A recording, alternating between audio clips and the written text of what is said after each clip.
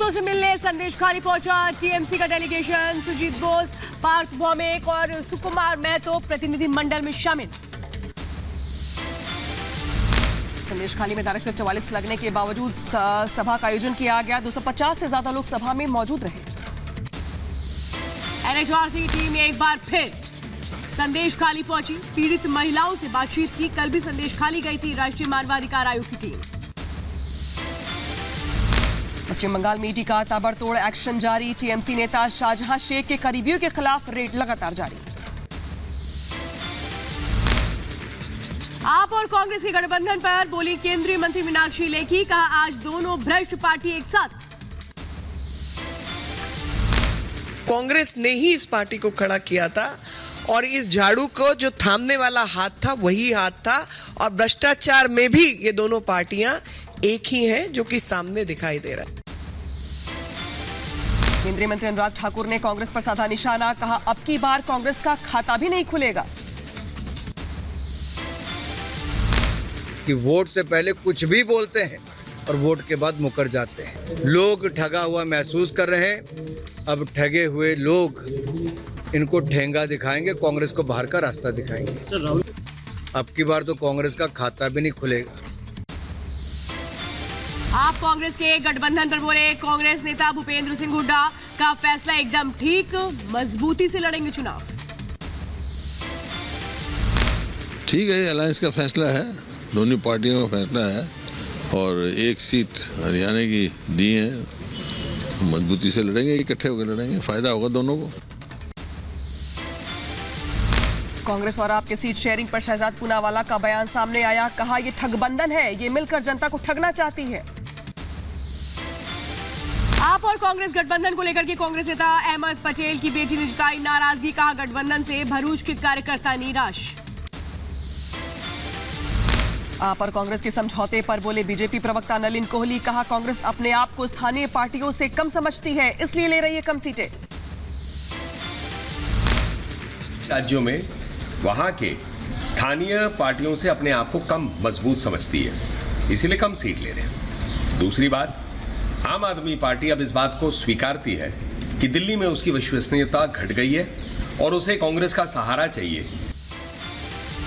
आप और कांग्रेस गठबंधन पर कांग्रेस नेता फैजल अहमद का बयान। कहा फैसले से कार्यकर्ताओं में खुशी नहीं, हाईकमान से बात करने की कही बात।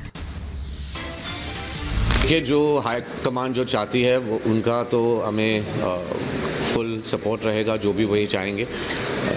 मेरे पार्टी वर्कर्स और मैं इस बात से खुश तो हैं ही नहीं। आप और कांग्रेस गठबंधन को लेकर बीजेपी नेता मनोज तिवारी ने मुहावरे के अंदाज में कसा तंज बोला। चोर चोर मौसेरे भाई।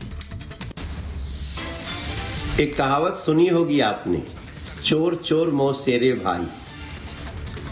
और यही हो रहा है अब दिल्ली में आम आदमी पार्टी और कांग्रेस के बीच। आप और कांग्रेस के गठबंधन पर दिल्ली सरकार के मंत्री सौरभ भारद्वाज ने भी दिया बयान। सीटों को लेकर दी जानकारी। 5 राज्यों में सीट शेयरिंग तय।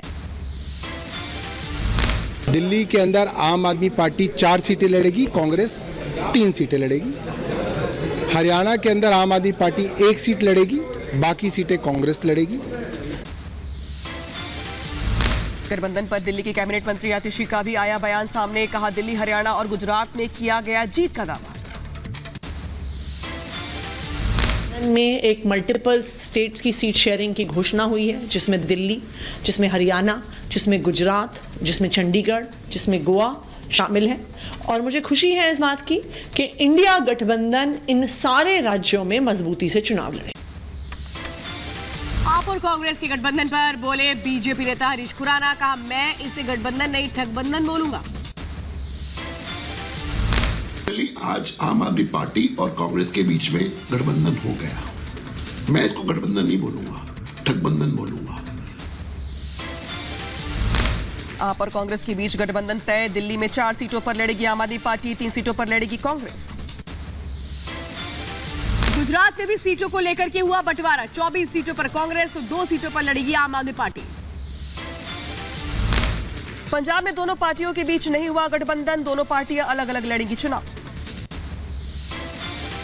हरियाणा की सीटों को लेकर के भी बनी बात। 9 सीटों पर कांग्रेस तो 1 सीट पर लड़ेगी आप। गोवा में दोनों लोकसभा सीटों पर चुनाव लड़ेगी कांग्रेस, तो वही चंडीगढ़ में भी कांग्रेस उतरेगी अपना उम्मीदवार। यूपी को लेकर थोड़ी देर में गृह मंत्री अमित शाह के आवास पर होगी बड़ी बैठक। मीटिंग में सीएम योगी आदित्यनाथ और प्रदेश के दोनों उप मुख्यमंत्री रहेंगे मौजूद। यूपी में सपा और कांग्रेस के गठबंधन को लेकर बोले शिवपाल यादव, कहा प्रदेश में गठबंधन मजबूती के साथ चुनाव लड़ेगा। मजबूती के साथ और मजबूती के साथ गठबंधन हो गया है। ममता बनर्जी पर अधीर रंजन का हमला, का गठबंधन नहीं चाहती ममता, हम लेफ्ट के साथ बंगाल में लड़ेंगे चुनाव। सीपीएम नेताओं के साथ मैंने की बैठक। उनकी पार्टी के सुप्रीमो ममता बनर्जी बहुत पहले कह चुकी है, लेकिन फिर भी ये दुविधा में है, क्या करें। हम इंडिया गठबंधन छोड़ के अकेले चुनाव में उतरे तो बंगाल की अल्पसंख्यकों ने हमारे खिलाफ वोट डालेंगे। महाराष्ट्र में एनसीपी नेता शरद पवार ने पार्टी का नया सिंबल किया लॉन्च। तुतारी बजाता व्यक्ति पार्टी का सिंबल, महाराष्ट्र के रायगढ़ में हुई लॉन्चिंग। मनी लॉन्ड्रिंग केस में कांग्रेस नेता हरक सिंह रावत को समन, ईडी ने 29 फरवरी को हरक सिंह को पूछताछ के लिए बुलाया। यूपी में सपा कांग्रेस के गठबंधन पर बोले कांग्रेस नेता जयराम रमेश, कहा गठबंधन को लेकर प्रदेश के लोगों में उत्साह है। औपचारिक तौर से गठबंधन की घोषणा की गई है। 17 सीटें कांग्रेस को मिला है, 1 सीट चंद्रशेखर आज़ाद जी की पार्टी को मिला है और बाकी सीटें सपा लड़ेगी।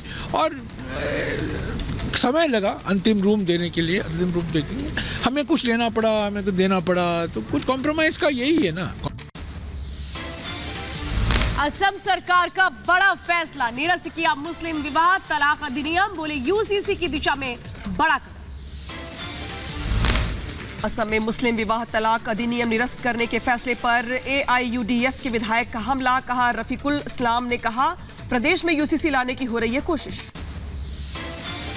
तो आसाम में भी ये ट्राई कर रहा था कि यूसीसी लाएंगे, तो मेरे ख्याल में यूसीसी ला नहीं सकते। यहाँ बहुत सारे कास्ट कम्युनिटी के लोग हैं जो यूसीसी यहाँ लाके जो करना चाहते हैं वो खुद उनके कम्युनिटी में है। पुलिस भर्ती परीक्षा को लेकर के बोले योगी आदित्यनाथ, बड़ा एक्शन उन्होंने लिया है, बड़ा ऐलान किया गया है। जो पेपर लीक हुए थे उनकी परीक्षाओं को रद्द किया गया, छात्रों ने की थी दोबारा परीक्षा की मांग। 6 महीने के अंदर होगी दोबारा परीक्षा, योगी सरकार ने किया ऐलान, नकल माफियाओं के खिलाफ सख्त कार्रवाई करने की बात भी कही। सीएम योगी ने ट्वीट कर लिखा, युवाओं की मेहनत के साथ खिलवाड़ करने वाले किसी भी दिशा में नहीं बख्शे जाएंगे, अराजक तत्वों के खिलाफ होगी कठोर कार्रवाई। पेपर रद्द होने के फैसले का अभ्यर्थियों में किया स्वागत, दोबारा परीक्षा के ऐलान पर मुख्यमंत्री योगी आदित्यनाथ ने कहा धन्यवाद।